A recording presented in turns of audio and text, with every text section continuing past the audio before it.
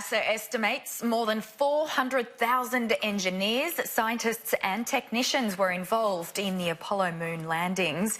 And our reporter Charlotte Mortlock is at the anniversary ceremony at the Parkes Radio Telescope Observatory in central New South Wales, where she spoke with Australian astronaut Dr. Andy Thomas. So right now here in front of the dish I am joined by Dr. Andy Thomas, the Australian-born astronaut.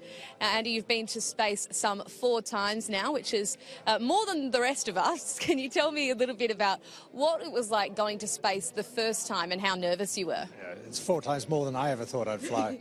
I actually wasn't that nervous. I remember my first flight very well. It was in 1996 on the shuttle Endeavour, and I was in a sense of awe of what was about to happen, and in a sense of awe that I had actually made this very improbable dream come true.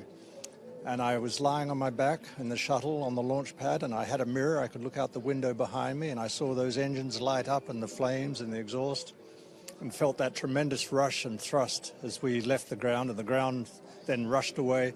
It was absolutely spectacular, I have to say. You had no thoughts that, gosh, could this be the last time I'm on Earth? I did think at the start of the process, I thought, I don't quite know what the next 10 minutes is going to hold, but it's going to be the most interesting 10 minutes of my life.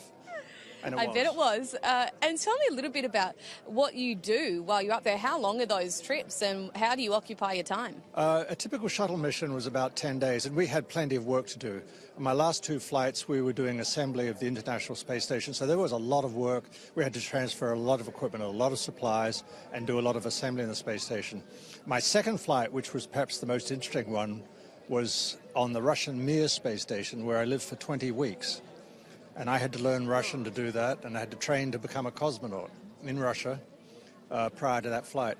But that flight, as you imagine, had a lot of challenges, but it was probably the most rewarding of all my flights to have done that.